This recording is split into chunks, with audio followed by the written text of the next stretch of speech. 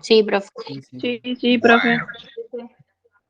Bueno, cualquier cosita que ustedes quieran, interrúmpanme por favor a través del sistema. No usen el chat porque me cuesta seguir las dos cosas al mismo tiempo, ¿ok? Dale. Bueno, vamos a atacar entonces el tema del sistema endocrino en general como herramienta de comunicación intercelular y en forma más específica vamos a hablar de la unidad hipotálamo hipofisaria y un último componente que es regulación hormonal del crecimiento. Estos temas están distribuidos en distintas unidades del programa, porque, bueno, también que cambiaron, no todos cursaron el año pasado, se agregaron más subpesos, se dividieron en forma distinta, así que es bastante complicado decir, este está en la 4, esto está en la 7, esto está en la 10, pero básicamente está repartido en distintas unidades, algunas en la parte introductoria y otras en la parte más relacionada con sistemas. En primer lugar, tenemos que recordar que lo que llamamos moléculas de comunicación intercelular reúne distintos tipos de herramientas que utilizan las células para comunicarse entre sí,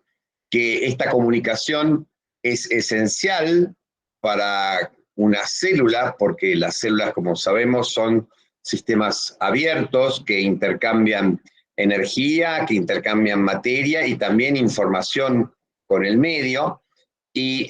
dentro de ese intercambio de información, entonces, están las señales que elaboran las células para comunicarse con su entorno. Y dentro de ese tipo de señales, entonces, diferenciamos hormonas, neurotransmisores, mediadores parácrinos, de acuerdo al camino que recorra esa señal, que vamos a ver después, puede ser distinto. La comunicación intercelular es indispensable cuando un organismo adquiere complejidad y se transforma en un organismo multicelular y requiere entonces coordinar funciones entre distintos tejidos especializados que se han ido formando. Los mensajeros deben viajar a través del medio extracelular y otros líquidos corporales, como la sangre, por ejemplo, y por eso son solubles y utilizan precisamente los líquidos corporales como medio de transporte para llegar de una célula a otra en la mayoría de los casos. Porque, bueno, porque un mecanismo de comunicación intercelular puede ser de tipo directo y no necesita el mensajero salir al exterior, sino que atraviesa la membrana celular de la célula que lo produce y llega a la célula blanco, llamémosla así, que es modificada por este mensajero directamente a través de poros que existen en especializaciones en las uniones GAP, que se denominan conexones. Este sería un método directo de comunicación en la cual el mensaje directamente pasa de una célula a otra. Existe también la comunicación juxtaclin, en la cual, y esto es característico de las células del sistema inmune, una célula, puede presentar un mensajero, que en este caso sería, por ejemplo, en el caso de la célula presentadora de antígenos, sería un antígeno, y lo expone en su superficie, y una célula blanco tiene un receptor para este antígeno que lo reconoce e induce cambios en la célula blanco, que en este caso, si es un linfocito de tipo T, va a inducir, por ejemplo, la proliferación clonal del mismo y la elaboración entonces de células de respuesta. Luego tenemos otros tipos de mensaje intercelular en los cuales ya el mensajero sale al exterior libremente y ese mensaje puede ser parácrino o puede ser autócrino. En ambos casos, el medio a través del cual difunde ese mensajero es el medio extracelular, el líquido intersticial, y la célula fabrica entonces una hormona local o mediador parácrino que viaja por el líquido intersticial a la célula blanco que es vecina, que es cercana. Hay ocasiones en las cuales ese mensaje impacta directamente sobre la célula que lo produce y ahí hablamos de un mensaje de tipo autócrino. Y luego tenemos una forma más especializada de transporte, de comunicación intercelular, en la cual el mensajero, luego de difundir al líquido intersticial, pasa al torrente sanguíneo, viaja por el torrente sanguíneo y llega entonces a todas las células del organismo, actuando entonces sobre las células blanco que se encuentran a distancia de la célula productora del mensajero, que en este caso sí es una hormona, y el mensajero entonces actúa sobre las células blanco precisamente porque estas células blanco tienen receptores específicos para la hormona, porque como dijimos, a través del torrente sanguíneo, el mensajero difunde a través de todo el organismo. El último tipo de comunicación que tendríamos que mencionar sería un sistema también especializado de comunicación parácrina, y ese sistema es el que abunda en el sistema nervioso en forma de sinapsis químicas, en las cuales el mediador difunde a través del líquido intersticial, pero en una unidad especializada que denominamos sinapsis, que ustedes tienen que conocer muy bien, en la cual entonces el elemento presináptico elabora un mensajero y ese mensajero difunde a través de la hendidura sináptica hacia el elemento postsináptico, al cual entonces modifica. Existe también un tipo de comunicación que es una mezcla entre sinapsis y comunicación endócrina. En realidad es una forma de comunicación endócrina también, en la cual se pone en marcha la activación de una neurona, y esa neurona, en vez de liberar su producto, su mensajero, hacia una hendidura sináptica, lo hace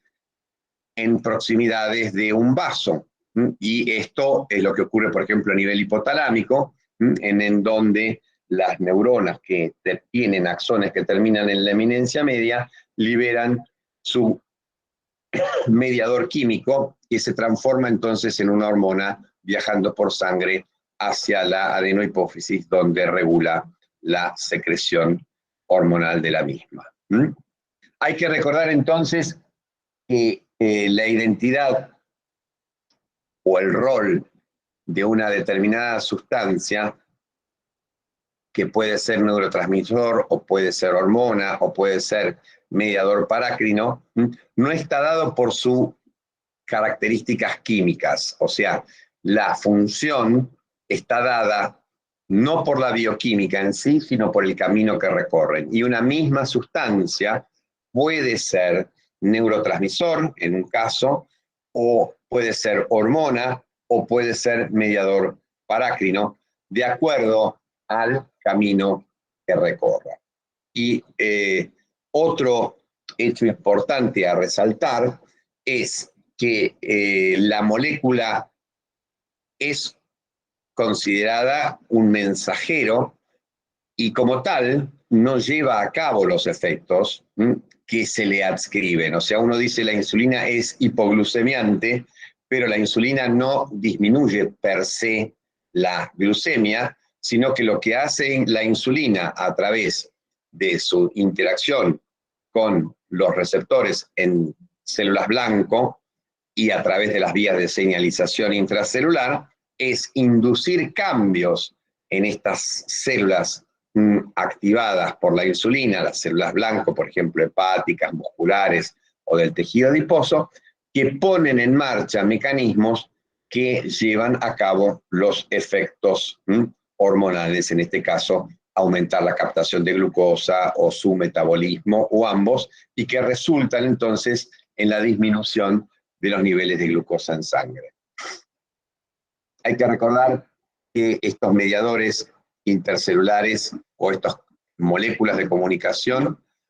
actúan sobre receptores que pueden estar ubicados en la membrana y que dividimos en dos grandes grupos, aquellos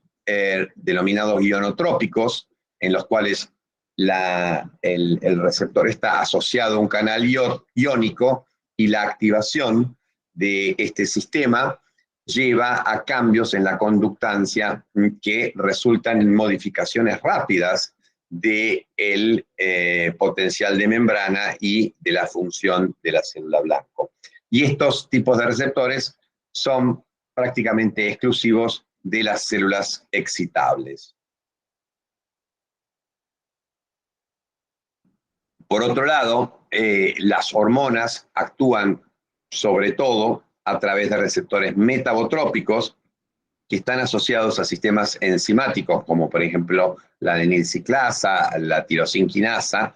y su activación produce cambios en la concentración de mensajeros intracelulares como el AMP cíclico, el inositol trifosfato o el calcio, y estos segundos mensajeros ponen en marcha la activación de sistemas de quinasas, que son consideradas terceros mensajeros, como la proteína quinasa A para el AMP cíclico, la proteína quinasa C para el diacilglicerol, o la proteína quinasa de calcio-calmodulina para el calcio. Y esto es indispensable para que la señal que llegó al receptor alcance los mecanismos efectores. Acá tenemos un esquema del más común y más conocido de los sistemas de transducción de señales, que sería el mecanismo de la proteína G, asociado a receptores de 7 dominios transmembrana, y la unión entonces de la hormona al receptor lleva entonces a la activación de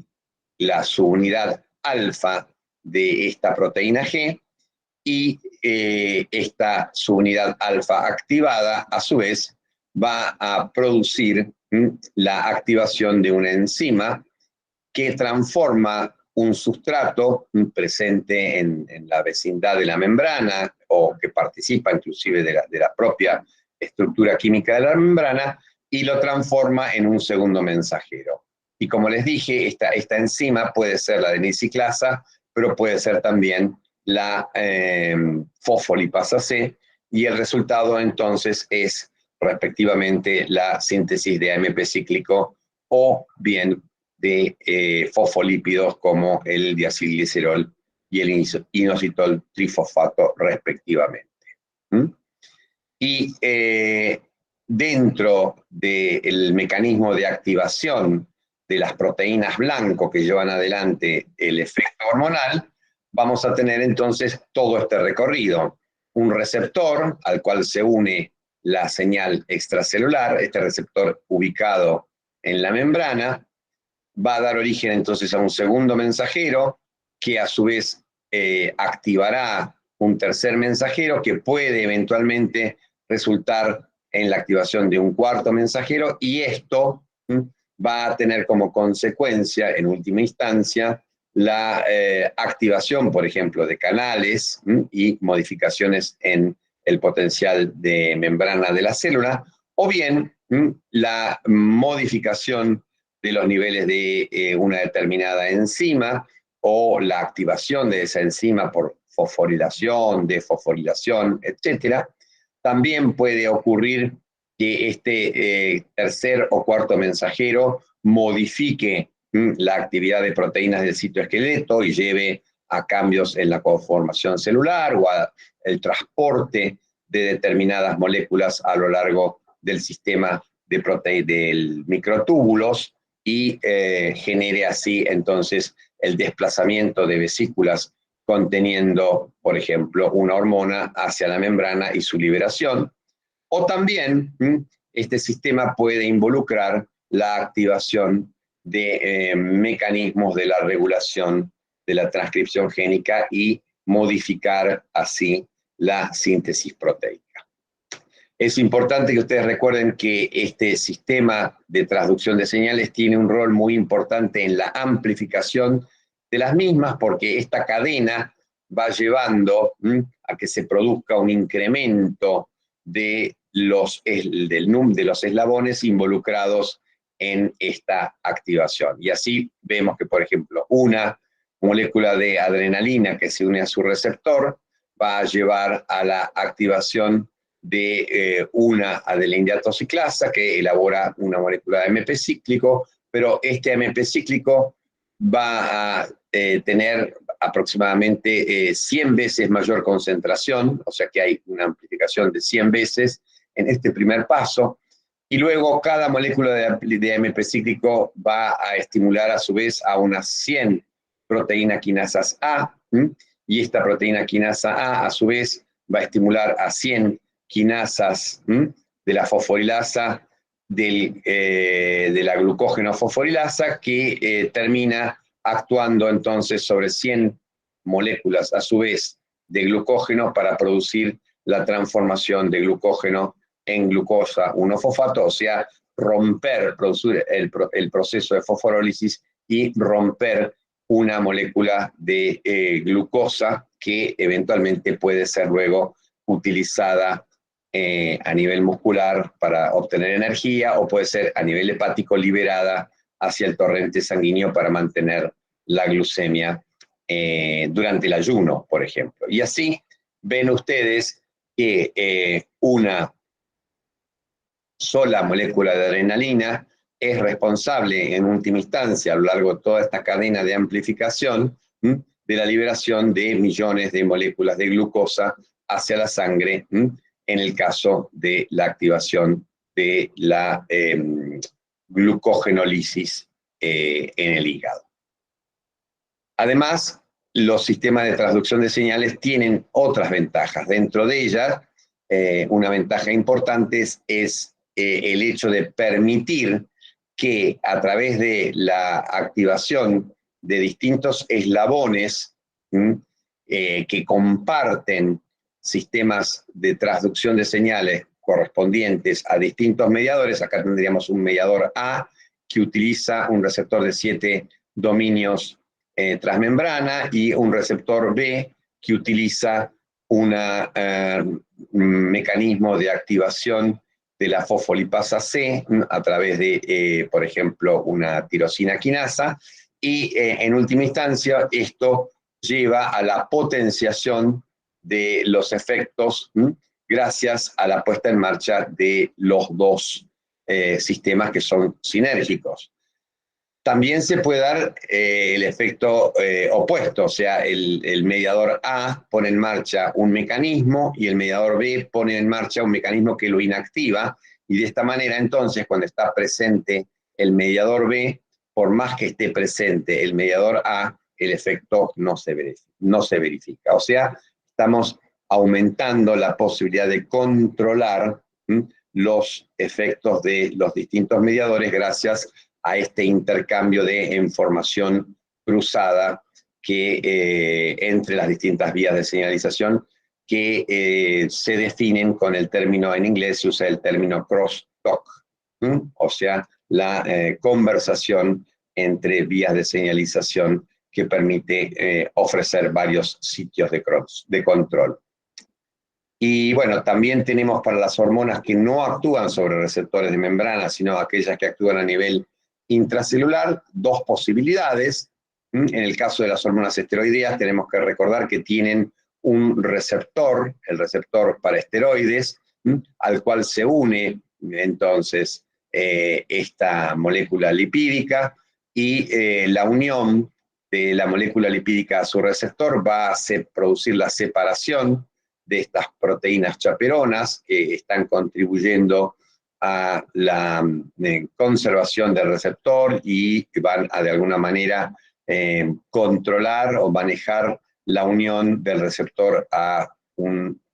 agonista específico, y de esa separación de las proteínas chaperonas ocurre cuando se separan estas proteínas chaperonas, que son denominadas proteínas de choque térmico, de ahí viene la sigla HSP o Heat shock proteins. Estas proteínas se separan después de que se une el ligando, la hormona al receptor. El receptor se fosforila, se dimeriza y se trasloca al núcleo. Entra entonces en el núcleo y en el núcleo se une a un sitio de respuesta para la hormona en cuestión, y ese sitio de respuesta de la hormona en cuestión está ubicado en la región promotora de un gen y pone en marcha entonces procesos de iniciación o activación de la transcripción o bien represión de esta transcripción, de lo cual resulta entonces un aumento o una disminución de la síntesis de esta proteína específica respectivamente. Y tenemos por último también receptores intranucleares, que son aquellos que están respondiendo al estímulo por parte de la hormona tiroidea. Ustedes saben que la hormona tiroidea más abundante en plasma es la tiroxina, pero que para poder actuar sobre sus receptores necesita transformarse en T3. Y esta transformación en T3 tiene lugar a nivel citoplasmático por la presencia de una deyodinasa o deyodasa, y esta transformación puede ser regulada de acuerdo a las necesidades de la célula, o sea que es posible también que en vez de sintetizarse la T3, que es la hormona tiroidea activa, de acuerdo a las necesidades de ese tejido, cuando llega a la T4 se transforma en T3 reversa, que es inactiva, y de esta manera los tejidos regulan su funcionamiento en base a sus necesidades, controlando la cantidad de T4 que se transforma en T3 activa o en T3 reversa inactiva. Y esta T3 de vuelta para actuar necesita unirse a un sitio de respuesta o un elemento de respuesta en la porción reguladora de un gen. A diferencia de las hormonas esteroideas, el receptor no está presente en el citoplasma, sino directamente en el núcleo y asociado entonces a la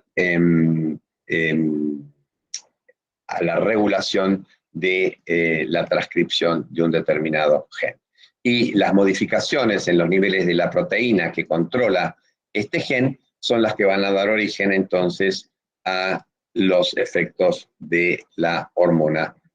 tiroidea.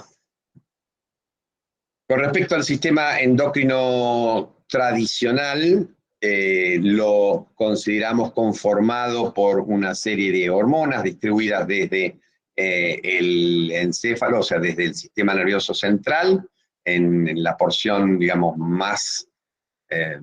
rostral, la glándula pineal, el hipotálamo, la hipófisis, luego a nivel del cuello, la tiroides y las paratiroides, y luego a nivel abdominal, el páncreas endocrino con los islotes de Langerhans, las glándulas suprarrenales, y a nivel entonces inguinal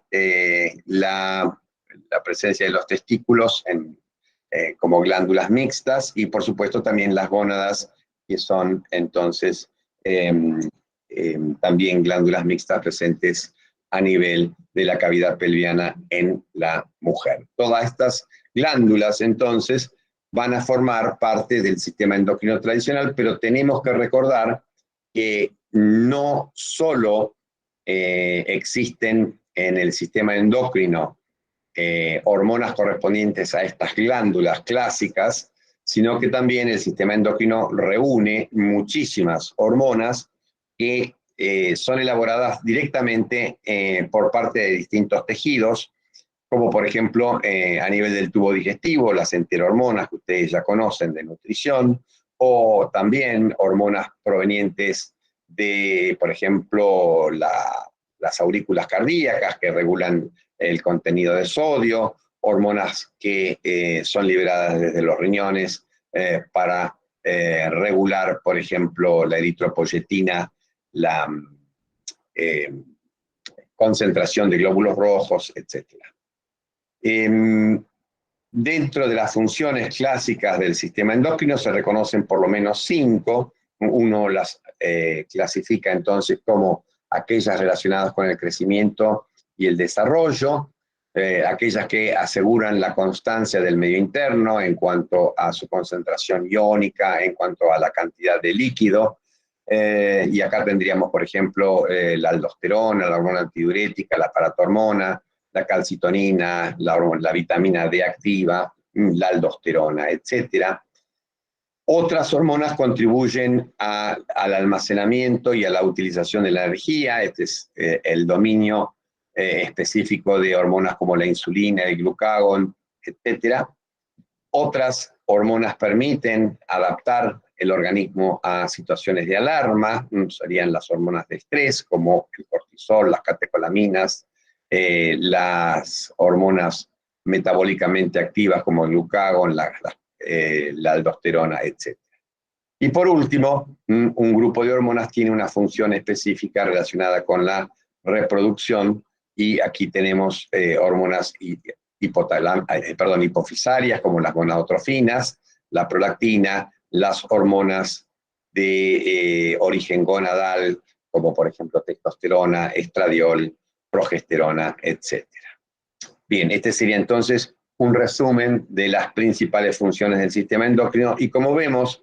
más de una hormona en general contribuye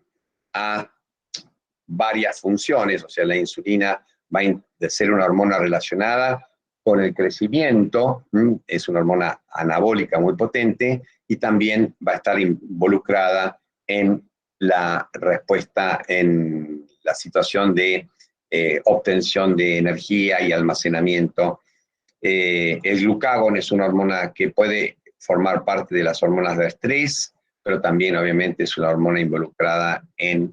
la utilización de energía, etc. O sea, generalmente una hormona cumple más de una función, y es muy raro que una sola de estas funciones sea asumida por una sola hormona, sino que existe un sinergismo, una colaboración entre muchas hormonas para lograr cada uno de estos efectos. Clásicamente, la hormona se define como un compuesto químico o bioquímico, mejor dicho, porque son compuestos elaborados por células, por lo tanto son compuestos bioquímicos que se secretan en cantidades muy bajas hacia el torrente sanguíneo, pasando primero, como vimos, por el líquido intersticial, por glándulas de secreción interna, y que actúan en células cercanas o distantes, dando origen a una respuesta biológica tras su unión a receptores específicos. Bueno, esta definición clásica entonces de hormona no involucra la existencia de hormonas liberadas por células aisladas que no conforman glándulas, pero hoy sabemos que esto es así, y que incluso hay más hormonas que provienen de células aisladas que hormonas que provienen de glándulas. Y estos mensajeros pueden ser clasificados de acuerdo a su estructura química en mensajeros derivados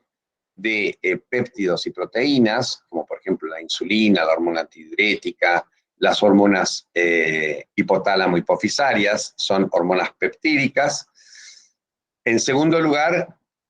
tenemos dentro de este grupo, de esta digamos, clasificación, a las aminas, que tienen carga eléctrica y que por lo tanto tampoco pueden atravesar fácilmente la membrana celular. Entonces, estos dos grupos de hormonas, ya sea por su tamaño o peso molecular, o por la presencia de cargas, por ser estructuras entonces polares con carga eléctrica, no atraviesan fácilmente la membrana y requieren de un receptor ubicado en la membrana celular y de un sistema de transducción de señales, como ya vimos. Mientras que, las hormonas liposolubles, como por ejemplo las hormonas tiroideas o las hormonas de la tiroides, van a atravesar la membrana fácilmente y van a contar, como ya vimos, con receptores citoplasmáticos o receptores nucleares.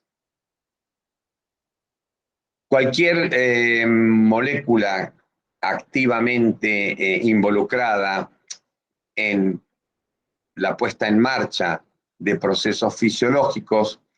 tiene que tener mecanismos de regulación. O sea, es bastante poco plausible o poco creíble que exista una hormona que no tenga un mecanismo de regulación muy preciso y que ponga en marcha en forma antojadiza, o sea, como cuando se le ocurre un determinado proceso, sino que las hormonas son reguladas en su secreción por distintos procesos, y también existe una regulación de su efecto sobre las células blanco. Y por último, hay que tener en cuenta que en muchos casos el resultado de la acción de la hormona sobre la célula blanco es el que controla la secreción de la misma. Y acá tenemos entonces un circuito de retroalimentación simple, formado entonces por la célula endocrina que elabora la hormona, la célula diana o célula blanco que recibe la señal de esa hormona y que va a generar cambios en sus funciones, cambios que forman parte de la respuesta biológica. Y esta respuesta biológica termina modificando la secreción de la célula endocrina. Y se cierra acá entonces el circuito de retroalimentación. Es muy importante esto como ejemplo. Podríamos hablar de la regulación de la glucemia, y ustedes ven acá cómo en negro tendríamos las cifras de glucosa en sangre y en azul los niveles de insulina. Y vemos que hay una correlación muy estrecha, temporal, y también causal, aunque esto no lo podemos asumir de este gráfico, pero existe una relación causal entre los niveles de glucosa y de insulina. Cuando los niveles de glucosa aumentan, los niveles de insulina prácticamente en forma inmediata aumentan. Y cuando los niveles de glucosa en sangre disminuyen por los efectos que produce esta misma insulina, los niveles de insulina bajan a valores basales nuevamente. Y esto ocurre entonces varias veces a lo largo del día, cuando comemos. Acá tenemos como ejemplo cada una de las comidas con su ascenso glucémico y en paralelo, absolutamente, estrictamente paralela a la secreción de insulina. Existen mecanismos de regulación más complicados que involucran entonces sistemas de regulación que sistemas de regulación en los que participan cadenas de hormonas, y en este caso tenemos como típico ejemplo el sistema hipotálamo-hipófisis-glándula periférica, por ejemplo, sistema conformado por el hipotálamo, la hipófisis y la glándula tiroides. El hipotálamo elabora una hormona que sería la TRH, u hormona liberadora de tirotrofina, que estimula a nivel de la adenohipófisis la secreción de tirotrofina o TSH, y esta a su vez va a actuar sobre la glándula periférica, la tiroides, que va a liberar entonces hormonas tiroideas. Estas hormonas tiroideas, por un lado, llevan adelante el efecto biológico deseado, y por otro lado van a producir mecanismos de retroalimentación que se van a reflejar, o que van a actuar sobre los componentes más altos de este eje hipotálamo-hipófiso-tiroideo, para este caso, regulando entonces la secreción de TSH por parte de la adenohipófisis y del factor liberador o TRH desde cuando uno considera la regulación negativa mediada por el hipotálamo. Existen otros mecanismos de retroalimentación dados por las, en este caso, dados por las propias trofinas, o hablamos de retroalimentación corta, y también un mecanismo ultracorto dado por los efectos de la hormona hipotalámica sobre su propia secreción. No siempre son relevantes estos mecanismos de retroalimentación cortos y ultracortos. Es más, en la mayoría de los casos, los mecanismos de control del eje hipotálamo, hipófisis, glándula periférica están dados fundamentalmente por las concentraciones de la hormona periférica correspondiente a ese eje. Pero también podemos tener que el efecto biológico resultante del aumento de la secreción de esta hormona periférica genere, a través de mecanismos nerviosos situados a nivel hipotalámico o a nivel suprahipotalámico, o aquí ubicados a nivel del sistema límbico o en otras porciones del tronco encefálico, vamos a ver entonces que se puede modificar también la secreción de la hormona hipotalámica por estos mecanismos de retroalimentación ejercidos por parte del efecto biológico. Vamos a pasar entonces ahora a hablar un poquitito de la regulación del crecimiento, y para hablar de la regulación del crecimiento es necesario presentar la unidad hipotálamo-hipofisaria. La unidad hipotálamo-hipofisaria,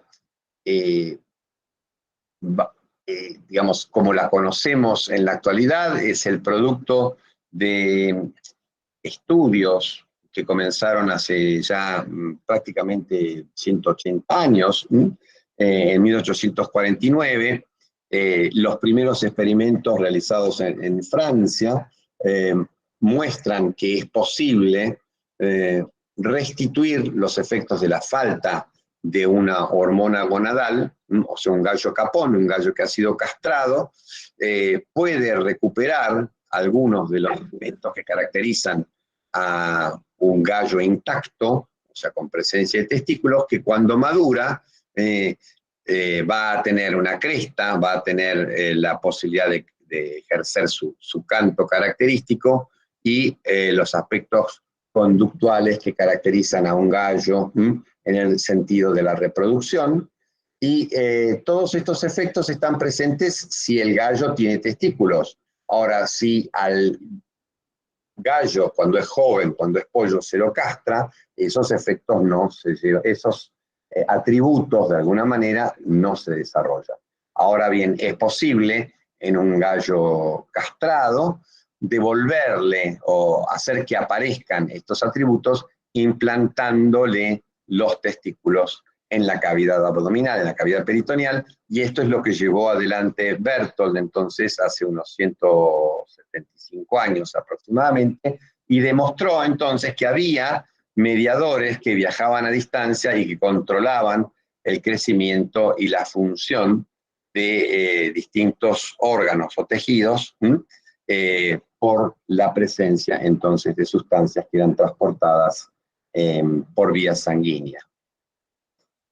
Y en un periodo de tiempo de aproximadamente 100 años menos, en 1930 aproximadamente, se empieza a hablar de la interacción entre el sistema nervioso y el sistema endocrino, porque uno puede ver que si uno estimula determinadas porciones del hipotálamo, se puede producir la ovulación, o se puede producir eventualmente la secreción mamaria a través del estímulo de determinadas regiones del sistema nervioso, con lo cual se esboza la posibilidad de que existan interacciones entre el sistema nervioso central y el sistema endocrino, y esta estructura involucrada en la interacción es precisamente la unidad hipotálamo-hipofisaria, que ustedes tienen que conocer desde el punto de vista anatómico, dónde está ubicada, cómo está compuesta, o sea, dónde queda el hipotálamo, que queda entonces por debajo y a ambos costados del tercer ventrículo, por debajo del tálamo, y ese hipotálamo entonces va a estar limitado en su parte anterior por el quiasma óptico, son reparos que uno puede decir cuál es la extensión del hipotálamo, entonces en sentido antero-posterior, aproximadamente la parte o el borde anterior del quiasma óptico delimita la porción anterior del hipotálamo, y en la parte posterior los cuerpos mamilares estarían dando la porción posterior del hipotálamo. Y en el sentido lateral, los surcos hipotalámicos son entonces las estructuras que limitan a ambos costados el hipotálamo, que es entonces una porción muy pequeña del sistema nervioso central, pero con múltiples efectos, no solo desde el punto de la regulación de la función adenohipofisaria o función endocrina, sino que también regulación de la temperatura, regulación de la concentración de distintos iones, regulación del volumen hídrico, etc. Bien, el hipotálamo tiene una relación funcional con la adenohipófisis dada por el transporte de sustancias a través de los vasos portales. Acá tendríamos los vasos portales y ustedes ven que las neuronas del hipotálamo, de distintas porciones del hipotálamo, llegan a la eminencia media y allí, en vez de hacer sinapsis con otras neuronas, liberan hacia los ovillos capilares que conforman entonces la red primaria de los vasos portales, liberan sus productos de secreción. Estos péptidos viajan entonces por los vasos portales y se distribuyen en la adenohipófisis, controlando entonces el trofismo y la función de las distintas células adenohipofisarias, ¿sí? Acá tenemos un esquema que muestra entonces la extensión del hipotálamo, con núcleos que están ubicados en la parte, digamos, acá tendríamos el borde anterior del quiasma, y acá tendríamos la comisura anterior, y estos serían entonces los límites anteriores del quiasma. Tenemos el núcleos correspondientes al área preóptica medial, el núcleo supraquiasmático, el núcleo supraóptico, el paraventricular, el área hipotalámica anterior, y luego correspondientes al hipotálamo medio basal. Todos estos son núcleos del hipotálamo anterior. Correspondientes al hipotálamo medio basal tendríamos el núcleo arcuato, el núcleo ventromediano, el núcleo dorsomediano. Cada uno de ellos va a elaborar distintas hormonas hipofisarias. Muchas veces una misma hormona se secreta por parte de distintos núcleos, y por supuesto en un núcleo se pueden sintetizar distintos tipos de hormonas. Y por último, como les decía, en la parte posterior los cuerpos mamilares marcan el límite posterior del hipotálamo. Y acá tenemos dos cortes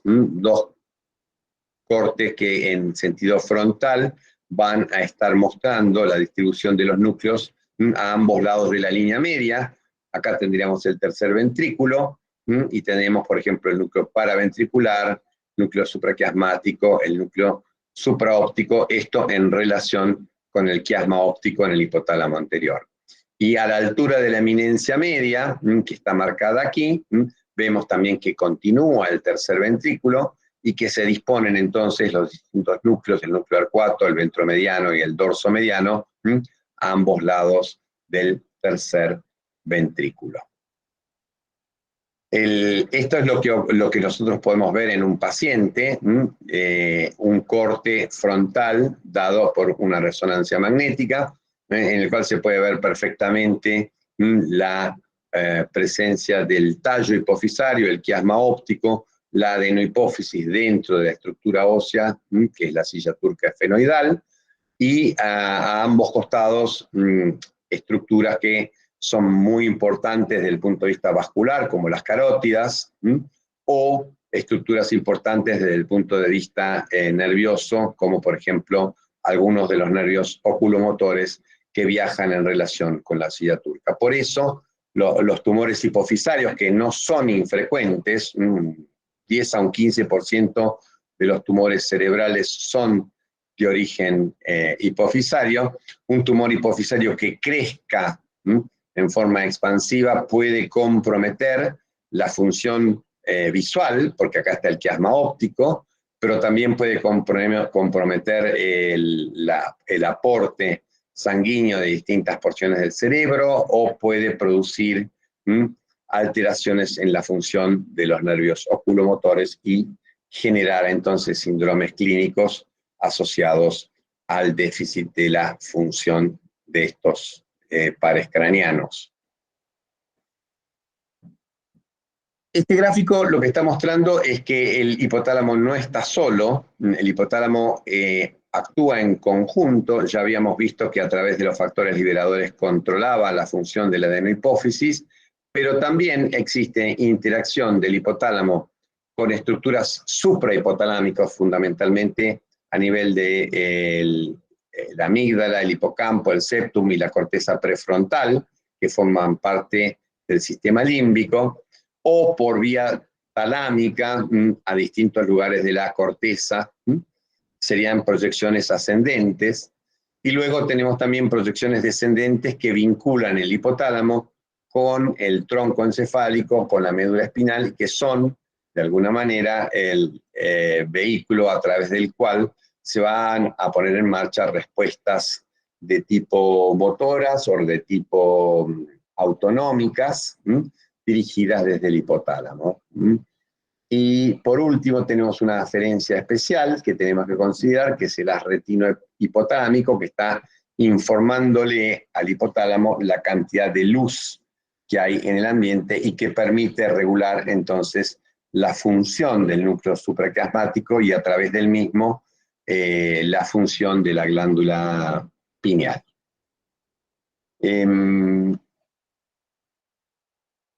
Tenemos las principales, entonces, hormonas liberadoras e inhibidoras del hipotálamo con su estructura, son todas hormonas de tipo peptídico, menos la hormona inhibidora de la secreción de prolactina, llamada PI, o también conocida como PIF, factor inhibidor de prolactina. En el caso del PIF se trata ya no entonces de un péptido, sino de una catecolamina que es la dopamina. Y acá tenemos enumeradas cuáles serían las funciones de cada uno de estos péptidos que tienen que recordar. Bien, con respecto a la estructura entonces de la adenohipófisis, vamos a ver que existen en realidad dos tipos de hipófisis: la hipófisis anterior, formada fundamentalmente por la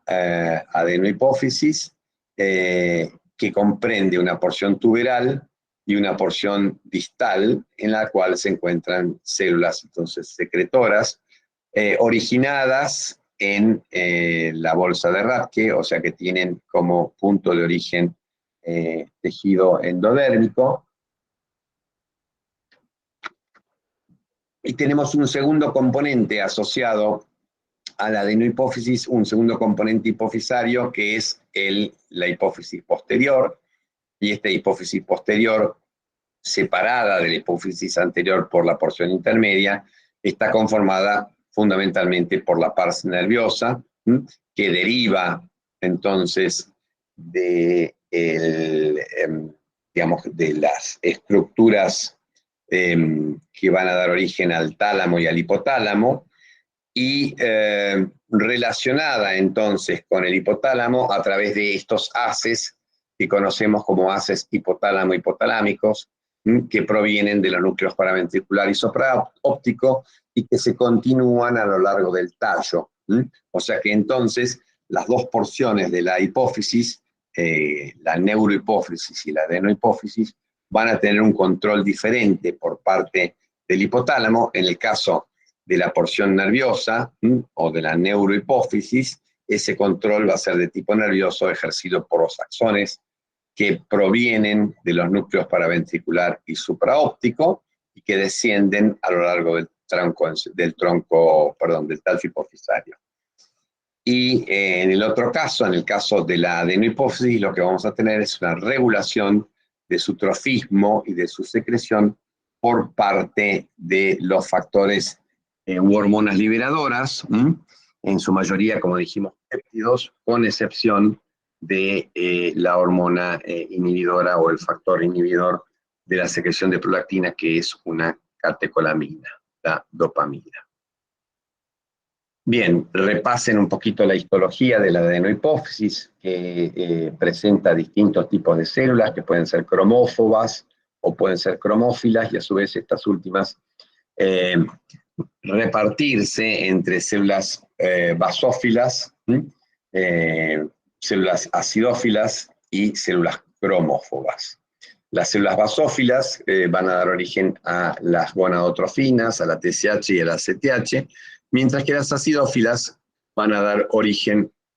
a secreciones como la hormona de crecimiento y la prolactina, y las células cromófobas no van a tener asociada una hormona, una trofina hipofisaria. Algunos dicen que son células que sirven como origen de las anteriores, o que son células que contribuyen o que permiten el control de la función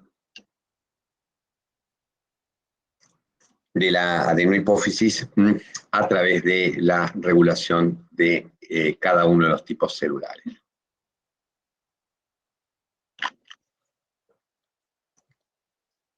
Bien, vamos a ir avanzando hacia la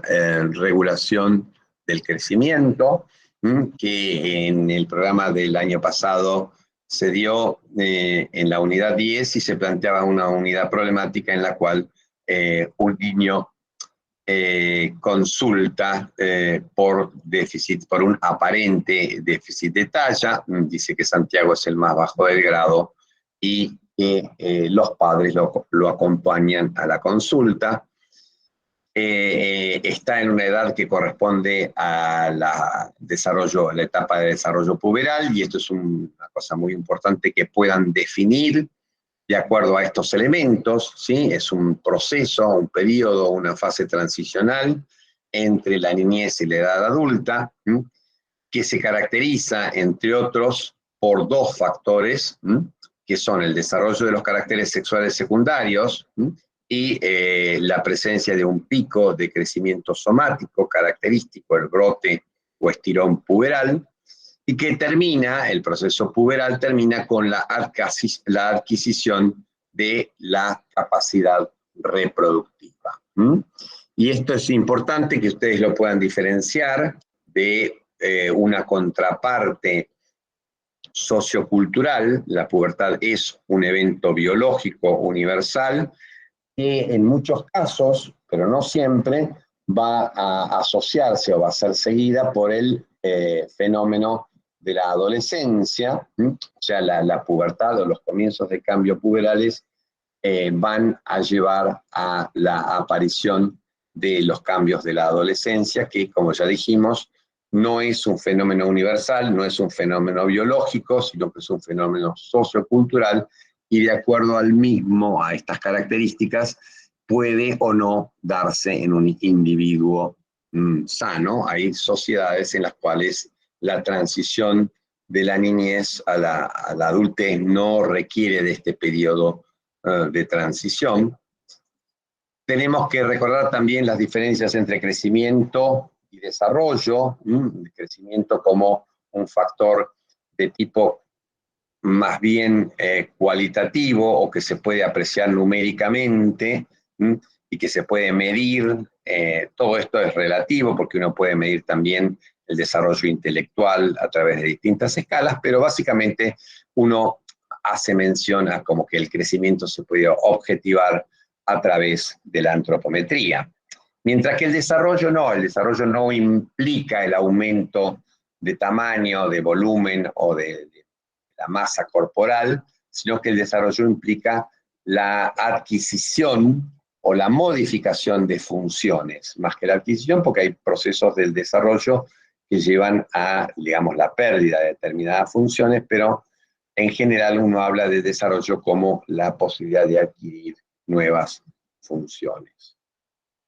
Y tenemos que tener en cuenta que no se trata de eventos, sino que se trata de un proceso. El desarrollo puberal es un proceso en el cual nosotros utilizamos determinados eventos como marcadores para poder delimitar qué está ocurriendo a una velocidad, que ese proceso se está llevando a cabo con una velocidad adecuada. Les recomiendo que vean en la bibliografía, está subido al campus este librito que es la guía de evaluación del crecimiento físico y que tiene muchas cosas desde la definición de percentilos, cómo se construyen las tablas de percentilos, cómo se utilizan las herramientas para hacer la evaluación antropométrica y presenta también, por supuesto, las tablas de percentilos que elaboró un equipo de la primera cátedra de pediatría en la UBA, a cargo de, en ese momento, la profesora adjunto Lejarraga. Y en el prólogo de este libro, muy interesante, el mensaje de un tal Tanner, a quien tienen que conocer, por supuesto, que es el pediatra inglés que elabora una guía para seguir los pasos del desarrollo puberal a través de la modificación de distintas características de los caracteres sexuales secundarios, mama y vello pubiano en las mujeres, y vello pubiano y características de los genitales externos en el varón. Y Tanner dice que uno de los indicadores más importantes de salud y bienestar del niño o de la niña es la forma en que él o ella crecen. Y habla entonces de que un déficit de talla o una disminución en la velocidad de crecimiento, no siempre es lo mismo, como vamos a ver, debe ser acompañado de una evaluación y eventualmente el tratamiento que permita recuperar el crecimiento perdido. Las tablas que están presentes en este libro verde de la Sociedad Argentina de Pediatría presentan estas líneas. Acá tenemos la relación entre edad cronológica y talla para las niñas, y como vemos, están presentes 7 líneas que corresponden a distintos percentilos. Acá tienen que recordar el concepto de percentilo y definir, por ejemplo, percentilo 50 como el valor que corresponde a la media geométrica de esa distribución. O sea, si el valor, fíjense ustedes, para una talla de 15 años, el valor más bajo de talla se encontraría aproximadamente en 1 metro, vamos a ubicarnos acá, 1,48 m o 1,46 m aproximadamente, a 1,48 m a los 15 años, y ese correspondería al percentilo 1, el percentilo 3 estaría cercano a 1,49, un poquito por encima, y el percentilo 50, o sea, el valor, la mediana o media geométrica, acá estaría en 1,51 m aproximadamente. Y esta es entonces la talla que tiene el valor medio en la distribución de todos los valores de talla de las chicas de 15 años. En general, este valor coincide con el promedio siempre y cuando la distribución de los valores a ambos lados de ese promedio sea una distribución simétrica. Y vamos a ver entonces que un 3%, el percentilo 97, con este valor a los 15 años de aproximadamente 1,70 m, está mostrando que un 3% de las niñas de 15 años tienen una talla superior a 1,72 m. O sea, un 3% de las chicas de 15 años tienen una talla superior a 1,72 m. Eso es lo que está marcando el percentilo 97. El percentilo 97 dice, este es el valor que corresponde a una distribución en la cual yo marco ese valor como el que estaría con un 3% de los valores por encima y un 97% de los valores, o un 96% para ser más precisos, de los valores por debajo. Y ahí tendríamos el percentilo 97. Bien, el problema nos induce a pensar en déficit de talla. Está diciendo que Santiago es el más bajo del grado, y se piensa enseguida por distintas razones, entre ellas relacionadas con la fama de algún jugador de fútbol de origen rosarino recientemente campeón del mundo, que ese déficit de talla se debe a, a la falta o a la secreciente o insuficiente acción de secreción insuficiente o acción insuficiente de una hormona que es la hormona de crecimiento. Ahora bien, las enfermedades endocrinológicas son solo uno de los aspectos que pueden causar déficit de talla, y en nuestro medio es mucho más frecuente que las alteraciones de talla se den por distintas enfermedades, ya sea gastrointestinales, pulmonares, infecciones crónicas, etcétera, inclusive carencias afectivas, son todos trastornos más frecuentes como factores causales de déficit de talla. Y hay que tener en cuenta entonces, fíjense ustedes, esta tabla está mostrando la prevalencia, o sea, el número total de casos de chicos con déficit de talla a los 5 años, y fíjense ustedes que en la Argentina ese porcentaje alcanza al 8%, pero si estudiamos distintas regiones de la Argentina vamos a ver que hay zonas de la Argentina, muchas de ellas en grandes urbes y sobre todo en la parte, digamos, central o socioeconómicamente más acomodada de esas grandes urbes, en donde la prevalencia de déficit de talla es muy baja, es de un 2%, y hay otras partes de la Argentina en donde esa prevalencia de déficit de talla es del 20%. O sea que hay gran disparidad. Y lo mismo a nivel mundial. Fíjense ustedes que hay países como Angola, donde la prevalencia de déficit de talla es del 38%, y países como Australia, como Alemania o como Estados Unidos, donde esta prevalencia es muy baja. Y esto está mostrando entonces que existen factores socioeconómicos que son responsables de la mayor parte de los casos de déficit de talla, y que aquellos asociados a procesos de enfermedad en realidad son mucho menos frecuentes, ¿sí? Los principales problemas para resolver el gran número de casos de déficit de talla que se registra en países como África o en bolsones de pobreza que existen en países como el nuestro, que es un país considerado de renta mediana alta por parte del Banco Mundial. Sin embargo, tiene, por la presencia de factores que alteran o que atentan contra la seguridad alimentaria, asegurando entonces,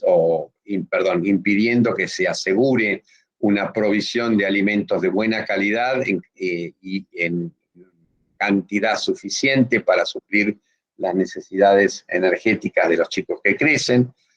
zonas que tienen déficit en los factores ambientales de higiene y saneamiento, la dificultad de acceso al sistema de salud y la equidad de género, los problemas relacionados como por ejemplo con el hecho de que las madres tienen que continuar trabajando en el periodo de amamantamiento o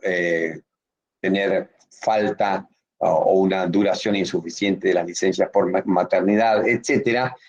constituyen entonces factores que alteran o que pueden alterar el crecimiento de los bebés. Acuérdense entonces que en nuestra región la cantidad de chicos con déficit de talla que pueden tener, la cantidad de chicos de 5 años o menos que pueden tener déficit de talla puede llegar a un 30%. Y esta es la clásica, entonces, tabla de Lejarraga, la distribución de los percentilos a lo largo de la edad. Y lo que vemos acá, entonces, que los niños llegan a una talla un poco más elevada. Fíjense, el percentilo 97 está alrededor de 1,84 m, mientras que en las niñas está alrededor de 1,72 m.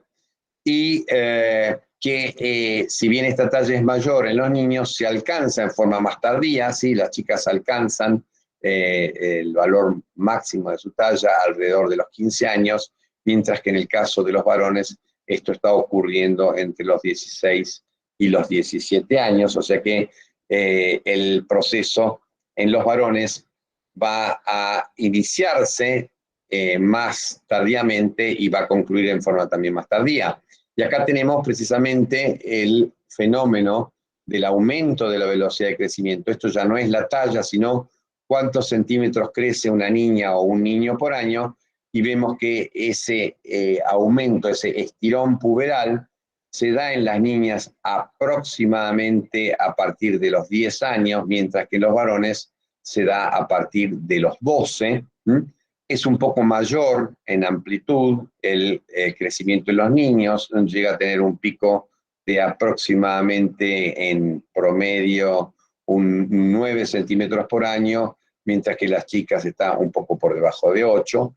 Y como vemos acá, ese aumento de la velocidad de crecimiento cesa en las niñas alrededor de los 14, 15 años, y en los varones continúa hasta los 17 aproximadamente. Y esto se debe al impacto que tienen las hormonas sexuales, el estradiol en las niñas, la testosterona en los varones, sobre el disco epifisario, el disco epifisario o cartílago de conjunción. Es la zona entre la diáfisis y la epífisis, o llamémosle también la metáfisis, que permite el crecimiento en longitud de los huesos largos. Y esta zona entonces se va a calcificar, se va a producir la osificación de las metáfisis aproximadamente entre 2 y 3 años después de alcanzado un estadio de Tanner 3, con una cantidad importante de circulante de hormonas sexuales, que son las que, como ya dije, producen el cierre de los discos epifisarios. Por eso es muy importante cuando ustedes evalúen a Santiago que tengan en cuenta en qué estadio de Tanner se encuentra, porque no es lo mismo si Santiago es el más bajo del grado y tiene un Tanner 4, con una cantidad abundante de vello pubiano y genitales bien desarrollados, escroto pigmentado, etcétera, etcétera. Si esto ocurre, las posibilidades de que Santiago crezca y alcance una talla normal son mucho menores que si tiene un estadio de Tanner 1. Bien, estos estadios de Tanner se definen en la mama, entonces esto sería a nivel mamario, y tenemos estadios del 1 al 5, el 5 es el adulto, el 1 es el infantil, y como vamos a ver, esto va a tener lugar a lo largo de un periodo de aproximadamente 5 años, o sea, la transición puberal tiene unos 5 años, y se estira, fíjense ustedes que el paso de M1 a M2, el desarrollo de las mamas, va a tener, en promedio, va a ocurrir alrededor de los 11 años, pero puede ser tan precoz como los 8 años y medio, o tan tardío como los 13 años. Y el pico de estirón el estirón puberal se va a dar también entre los 9 años y medio y los 14 años y medio, con un pico alrededor de los 12 años. Y tenemos otro elemento importante, otro evento importante que marca en forma muy impactante el desarrollo puberal en las chicas, que es la presencia de la menarca, que se da, como ven ustedes, aproximadamente unos 2 años después de la aparición de la telarca, y que es la aparición del brote mamario, y 2 años después aproximadamente se va a producir la primera menstruación. Y como vemos, existe una variabilidad importante que oscila entre los 10 años y los 15 aproximadamente para la aparición de la primera menstruación. En los varones, el cambio testicular es lo que marca la transición de la etapa infantil a la etapa puberal. El hecho de tener un testículo de 4 mililitros o más es lo que determina la puesta en marcha del proceso puberal desde el punto de vista clínico. O sea, cuando los testículos tienen 4 milímetros o más, y esto se mide utilizando un orquidómetro, no hace falta hacer una ecografía, sino que se compara con un orquidómetro, y ese valor de 4 mililitros o más marca entonces que ya las gonadotrofinas han comenzado a hacer crecer esos testículos, y que pronto la testosterona que se secrete por el estímulo del testículo por parte de estas gonadotrofinas va a empezar a generar los cambios a nivel del vello pubiano, escroto, pene, etc., que caracterizan entonces al desarrollo puberal masculino. Y como ven ustedes, el evento más precoz en los niños es el aumento del volumen testicular, que está marcando entonces, como ya les dije, el crecimiento dado por la acción de las gonadotrofinas, fundamentalmente FSH, y esto va a tener lugar en promedio aproximadamente, o la mediana es a los 12 años, extendiéndose entre los 11 y los 13, y la aparición del vello pubiano es un poco más tardía, y el aumento de longitud de pene es todavía un poco más tardío. En los libros van a encontrar, y también hay mención en algunas bibliografías, a la aparición de espermatozoides o espermarca como un elemento del desarrollo puberal masculino. El problema con la espermarca es que es muy difícil de objetivar, porque un chico puede no manifestarlo, puede no presentarlo, pero solo por el hecho de que le da vergüenza decir que la tuvo, o precisamente, o porque no se dio cuenta, porque ocurrió como parte de una polución nocturna y no fue advertida por el niño. El hecho es que es un factor que no tiene demasiada relevancia clínica si no está presente, porque puede ser que no se le haya prestado atención. Y estaría hablando entonces del alcance de la maduración tubular, como para sintetizar gametas, y estaría también alrededor de los 12 años, alrededor de los 13 años, como correspondiendo a un estadio de Tanner 3. Pero es como ya les digo, un componente difícilmente objetivable, y como tal no tendría tanta relevancia. Bueno, y finalmente, para terminar, tenemos que hablar un poquitito de hormona de crecimiento,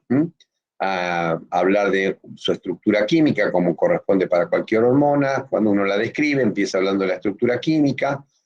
que tiene alrededor de 190 aminoácidos, es monocatenaria, un peso molecular de 22 kilodalton, y induce el crecimiento de casi todos los tejidos que pueden responder con este mecanismo de hiperplasia o hipertrofia. Aumenta el tamaño de células de hiperplasia, el número de mitosis, hipertrofia, y además, y esto es muy importante, la hormona de crecimiento no solo es hormona de crecimiento, sino que es una hormona con efectos metabólicos muy relevantes. Es una hormona que disminuye la cantidad de tejido adiposo, o sea, es lipolítica, y es una hormona anabólica proteica, o sea, que aumenta la síntesis de proteínas por las células, lo que contribuye obviamente a el crecimiento de las mismas.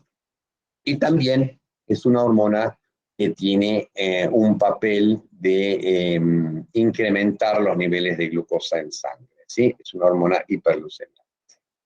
Bueno, acá tenemos esquematizada su estructura primaria y su estructura terciaria. Cada uno de estos rulos es un ovillo de alfa hélice, y lo que vemos entonces es que hay dentro de esta secuencia aminoácidica de estos 191 aminoácidos, hay acá un puente disulfuro, acá hay otro puente disulfuro, y esto da origen digamos, en solución acuosa, se va a producir el plegamiento y se van a formar estas alfa hélices, que son 4 dominios de alfa hélice en segmentos bastante estables de la hormona, de su estructura aminoácidica, que hablan entonces de una estructura tetrahelical característica, estructura que comparte con algunos parientes, como la prolactina o el lactógeno placentario, que son hormonas muy vinculadas estructuralmente a la hormona de crecimiento, o sea que comparten un gran número de aminoácidos. Y también hay otras hormonas como la eritropoyetina, como la interleuquina 1, etcétera, que tienen esta estructura tetrahelical. ¿Mm? Con respecto a la regulación de la secreción de hormona de crecimiento, es la única hormona que tiene dos factores bien caracterizados que estimulan GHRH o inhiben la secreción de la misma a través de su liberación en la eminencia media y su llegada a los sinusoides hipofisarios. De allí la hormona se libera y viaja unida en sangre a una proteína que es una proteína, no es una globulina, sino que es parte del receptor, o sea, el receptor para la hormona de crecimiento, se puede sintetizar en forma incompleta y el receptor modificado, secretado, entonces elaborado por splicing alternativo y secretado, hace de las veces de hormona de transporte de la hormona de crecimiento, de alguna manera regulando la cantidad de hormona de crecimiento que puede pasar a los tejidos, porque al estar unida a la proteína de transporte no difunde a través de los capilares y no llega a los tejidos. De esta manera se establece entonces un mecanismo de regulación de los efectos hormonales dependiente de la concentración de la hormona transportadora. Y como vemos acá, hay distintos tejidos blancos, como dijimos que la mayor parte de los tejidos del organismo puede responder a la hormona de crecimiento, pero acá se mencionan dos tejidos del sistema osteoarticulomuscular, que son el hueso y el músculo, como blancos, bastante predilectos, por decirlo así, de la hormona de crecimiento, y el tejido hepático lo mismo. Y lo importante es que sobre estos tejidos la hormona de crecimiento actúa, en realidad estimulando, puede tener efectos directos, pero en realidad la mayor parte de los efectos de la hormona de crecimiento se da por la formación en distintos tejidos, en hueso, en músculo, en el hígado, de un mecanismo intermediario que se llama somatomedina C o factor de crecimiento insulinosímil 1. Y este factor de crecimiento insulinosímil 1, en un 70%, cuando vemos las concentraciones plasmáticas de IGF-1, un 70% proviene del hígado y el resto de otros tejidos, como puede ser hueso, músculo. Esta IGF-1 es la que va a mediar en la mayor parte de los tejidos los efectos de la hormona de crecimiento. Y la IGF-1 viaja en sangre unida también a una proteína de transporte que se denomina BP3 y controla la cantidad de hormona de crecimiento que se libera a través de un feedback negativo ejercido por el factor de crecimiento insulinosímil 1. Este sistema de retroalimentación, de vuelta, no es un sistema cerrado, sino que es un sistema abierto que permite la injerencia, permite la influencia de otros factores que pueden actuar a nivel hipotalámico, y es característico entonces que durante el ayuno, durante el estrés,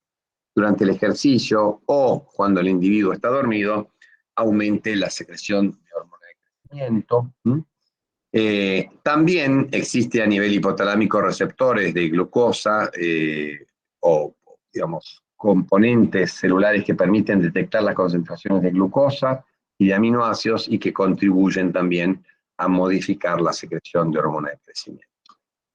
Y con respecto al impacto que tiene la GHRH sobre la adenohipófisis, podemos ver que las hormonas gonadales, testosterona y estradiol, así como también la T4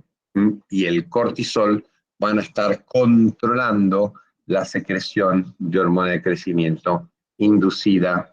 por los factores estimulantes como GHRH o por el factor inhibitorio o somatomedina C. Bien, durante el sueño se secretan cantidades muy importantes de hormona de crecimiento. Esto es importante, entonces, preservar el sueño de los niños contribuye a su crecimiento. Y cuando los niños hacen ejercicio, y este es otro hecho muy importante, se produce, fíjense ustedes, una potente secreción de hormona de crecimiento. Tras la realización, fíjense ustedes, de un ejercicio de 10 minutos, los valores pican y sobrepasan los 100 nanogramos por mililitro. el ayuno, fíjense ustedes cómo se incrementan los niveles de hormona de crecimiento durante el ayuno, básicamente asociados a la posibilidad de que se detecte una hipoglucemia. El impacto de la hormona de crecimiento sobre la secreción de GH se da fundamentalmente por modificaciones en el aporte calórico, etc. Otro factor que modifica la secreción en forma significativa de hormona de crecimiento es la etapa en la cual nos encontremos del desarrollo puberal. Ustedes acá tienen entonces un varón y este varón está mostrando que aproximadamente entre los 10 y los 12 años se va a producir un aumento, va a iniciarse el aumento de la velocidad de crecimiento, y que este aumento de la velocidad de crecimiento viene precedido por niveles cada vez más altos de GH-RH. Y fíjense ustedes que no es casualidad, en el momento en que se produce el pico de crecimiento, los niveles de IGF-1 son los más elevados. Con respecto al mecanismo de acción, como es una hormona proteica, tiene un receptor de membrana, y este receptor de membrana es un poquito peculiar porque no tiene una tirosina quinasa propia como el receptor de la insulina, sino que utiliza una tirosina quinasa prestada que se denomina JAK2, la cual, cuando se produce la unión de la hormona de crecimiento a su receptor, se produce la migración o el acercamiento de estas dos subunidades del receptor, y cuando se completa este acercamiento, se van a activar estas proteinquinasas presentes en zonas vecinas de la membrana. Son proteinquinasas asociadas, no pertenecen al receptor, y estas proteinquinasas van a fosforilar al receptor y van a fosforilar al sustrato de la activación y la transcripción, denominado STAT. Entonces, cuando a uno le preguntan cuál es el mecanismo de acción de la hormona de crecimiento, hay que hablar de un receptor de membrana, y que esas células receptoras son estimuladas para liberar STAT, que es entonces un regulador de la transcripción y un factor de estímulo de la síntesis de proteínas, entre otros componentes. Acá tienen resumidas las acciones de la hormona de crecimiento. Como les dijimos, tiene acciones metabólicas, acciones relacionadas con el crecimiento condrocitario, muscular y de tejido adiposo, y también acciones sobre distintas vísceras. Y con respecto a la acción más específica, que es el estímulo del crecimiento óseo, como ya les dije, en la zona epifisaria, ¿sí?, vamos a tener que la inyección de hormona de crecimiento va a generar un comienzo de migración de las células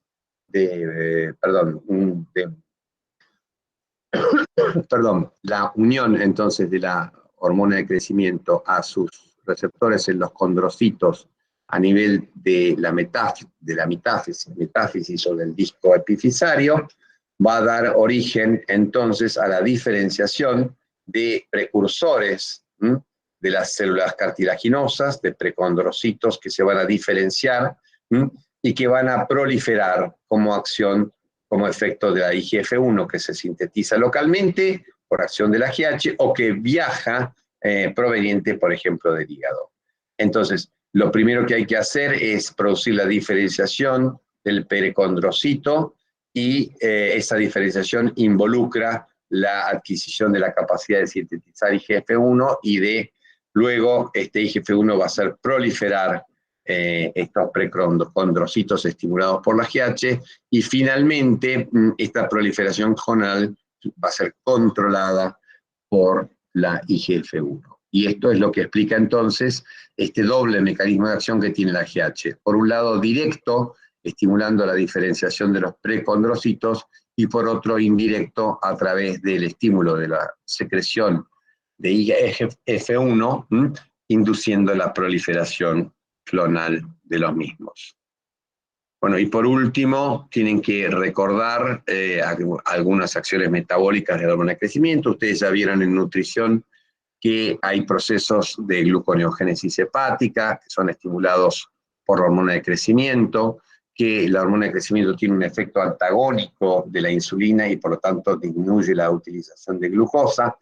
y por lo tanto, si aumenta la gluconeogénesis y disminuye la utilización de glucosa, lo que va a ocurrir es que los niveles de glucosa en sangre tienden a aumentar cuando existe un exceso de hormona de crecimiento, lo que habla del efecto hiperglucemiante de esta hormona.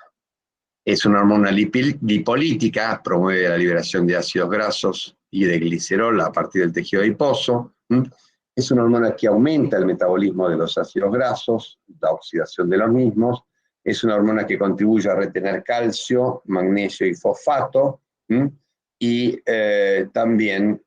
aumenta la cantidad de aminoácidos que se recuperan a nivel de la función renal o que están circulando, y de esta manera entonces la hormona de crecimiento es fundamental para mantener la síntesis proteica en forma activa y también para mantener la cantidad de nitrógeno circulante asociado fundamentalmente a los aminoácidos dentro de niveles normales. Y creo que esto es todo. La última imagen, no, esta es la penúltima imagen, muestra un cuadro, y este cuadro tiene los principales elementos que ustedes tienen que conocer de una hormona. Yo siempre les recomiendo que este cuadro lo pueden copiar y lo pueden vaciar. Obviamente lo pueden vaciar pintándolo y decir, bien, para otra hormona, como por ejemplo las hormonas tiroideas, la célula de origen va a ser los tirocitos o las células foliculares tiroideas, la naturaleza química va a ser que es una tironina, con un peso molecular de aproximadamente 200 y pico, etc. O sea, acá ustedes pueden estudiar cada una de las propiedades de la hormona de crecimiento y presentarlo de forma resumida, lo que es muy útil para repasar. Y esto es todo por ahora. Terminamos acá. Ya son casi prácticamente las 4 y llega el momento de dar lugar a algunas preguntas, no muchas, porque yo tengo tiempo prácticamente hasta las 4, si no me van a cerrar el lugar donde guardo el auto y me voy a quedar de a pie. Así que bueno, escucho si tienen alguna pregunta urgente en este momento. Profe, yo solo quiero preguntar Sí, si mañana das clase de consulta. ¿Mañana qué es? Jueves. Sí. Y mañana a la tarde tengo consulta, ¿sí? Presencial, Sí. ¿no? Sí, presencial, y también es mixta, es híbrida, sí. Listo, buenísimo, profe, entonces nos vemos en la clase de consulta. Gracias. Bueno, nos vemos, Paula. Chaucito. Chau, chicos. Chau, Que profe. estén muy Gracias. bien. Chau, Tommy. Chau, hasta luego. Chao, gracias, profe. Gracias, chao. Chau, chau.